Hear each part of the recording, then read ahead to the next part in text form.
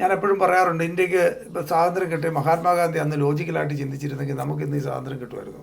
കാരണം അന്ന് current connection പോലും ഇല്ലാത്ത കാലത്ത്, മൊബൈലോ കറണ്ട് കണക്ഷനോ ഇൻ്റർനെറ്റോ ഇല്ലാത്ത കാലത്ത് ഒരു ഇന്ത്യ മുഴുവൻ, ഒരു രാജ്യം മുഴുവൻ കോർഡിനേറ്റ് ചെയ്ത് ബ്രിട്ടീഷുകാർക്കെതിരെ സമരം നയിക്കണമെന്ന് എങ്ങനെയാണ് ഇത് എന്നെക്കൊണ്ടൊക്കെ സാധിക്കും, ഇത് ആരെക്കൊണ്ടെങ്കിലും സാധിക്കുമോ, എങ്ങനെ കമ്മ്യൂണിക്കേറ്റ് ചെയ്യും എന്ന് ചിന്തിച്ചിരുന്നെങ്കിൽ ഇന്ന് നമുക്ക് സ്വാതന്ത്ര്യം കിട്ടുമായിരുന്നു തോന്നുന്നുണ്ടോ എന്ന് പറഞ്ഞ പോലെ തന്നെയാണ്. കാരണം ലോജിക്കലായിട്ട് ഒരിക്കലും ചിന്തിക്കരുത്. അത്ഭുതങ്ങൾ സംഭവിപ്പിച്ചിട്ടുള്ളവർ ആരും ലോജിക്കലായിട്ട് ചിന്തിച്ചിട്ടുള്ള ആൾക്കാരല്ല.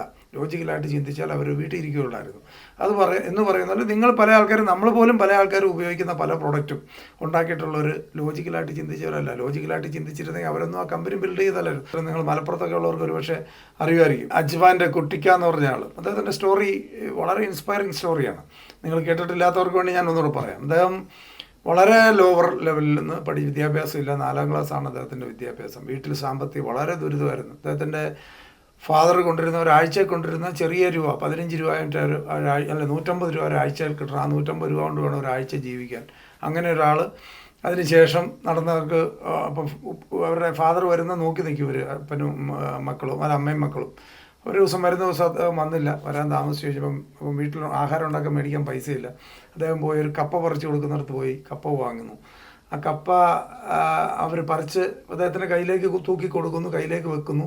അത് കയ്യിലേക്ക് കിട്ടിക്കഴിഞ്ഞപ്പോൾ അദ്ദേഹം പറഞ്ഞു, ഉപ്പ വന്നില്ല, അപ്പോൾ ഉപ്പ വന്നിട്ട് ഞാൻ നാളെയോ മറ്റന്നാളോ കൊണ്ട് പൈസ തരാമെന്ന് പറഞ്ഞു. അന്നേരം ആ കൊടുത്തയാൾ നേരെ ആ കയറയിൽ, ആ കെട്ടിയ കയറയിൽ അത് തൂക്കിയെടുത്ത് തിരിച്ചു വെച്ചു. പൈസ ഇല്ലാത്തതുകൊണ്ട് തിരിച്ചു വാങ്ങി. തിരിച്ച് വീട്ടിൽ വന്നപ്പോഴത്തേനും കരഞ്ഞുകൊണ്ട് വീട്ടിൽ വരുമ്പോഴത്തേനും ഉമ്മ പറയും, സാരമില്ല മോനെ, നമുക്ക് എന്തെങ്കിലും, വിശപ്പ് അതിൻ്റെ അത്ര അറിഞ്ഞ ആളാണ്. ആ ലെവലിൽ നിന്ന് തുടങ്ങിയിട്ട് ചെറിയ കപ്പലണ്ടി മേടിച്ച് കൊടുത്ത് ഇങ്ങനെ സ്റ്റാർട്ട് ചെയ്ത ആളാണ്. അത് കഴിഞ്ഞ് ഗൾഫിൽ പോയി ആ ഹാർഡ് വർക്ക് ചെയ്ത് ഇന്ന് കോടിക്കണക്കിന് രൂപയുടെ ആസ്തിയുള്ള 3000 എംപ്ലോയീസ് ഉള്ള സ്ഥാപനമായിട്ട് മാറി അജ്വാൻ. നമ്മൾ മനസ്സിലാക്കുക നമ്മുടെ നാട്ടിൽ നിന്നുണ്ടായ സ്റ്റോറിയാണ്. അതിന് ശേഷം അദ്ദേഹത്തിന് ആ കപ്പ കൊടുത്തിട്ട് തിരിച്ചു മേടിച്ച് വെച്ച ആളെ ജീവിതകാലം മുഴുവൻ പുള്ളി സപ്പോർട്ട് ചെയ്ത്, ഒരു വാക്ക് പോലും പറയാതെ. നിങ്ങളിങ്ങനെ ചെയ്ത ആളാണെന്നും അത് ഒരു പക്ഷേ നിങ്ങൾ ആലോചിച്ച് നോക്കൂ, അദ്ദേഹത്തിനെ വളർത്തിയത് ആ ഇൻസിഡൻ്റ് ആയിരിക്കാം. നമ്മൾ പല ആൾക്കാരാണല്ലോ, അതോടെ മറ്റേ പുള്ളിയോടുള്ള ശത്രുതയായിട്ട് നടക്കും, നമ്മൾ രക്ഷപ്പെടുത്തുമില്ല. മറ്റേ പുള്ളിക്ക് ഉപദ്രവം ചെയ്തുകൊണ്ട് മറ്റേ പുള്ളിയെക്കുറിച്ച് നാട് നീളം പറഞ്ഞുകൊണ്ട് നടക്കും, മറ്റേ പുള്ളിയുടെ ശത്രുവായിട്ട് ജീവിക്കും. ഇതിനകത്ത് ആർക്കാൽ ദിവസം ആരാ ഇതിനകത്ത് നേടിയത്?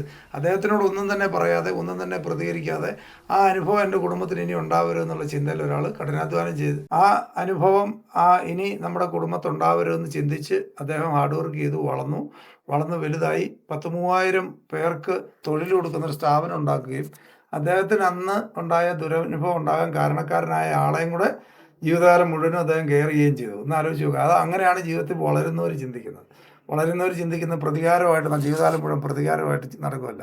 ഒരിക്കലും നെഗറ്റീവ് എനർജി ആയിട്ട് നടക്കുന്നവർക്ക് ജീവിതത്തിൽ വിജയിക്കാൻ പറ്റില്ല. പ്രാർത്ഥിച്ചാൽ പോലും നെഗറ്റീവ് എനർജി ഉള്ള ഒരാളുടെ പ്രാർത്ഥന പോകില്ല.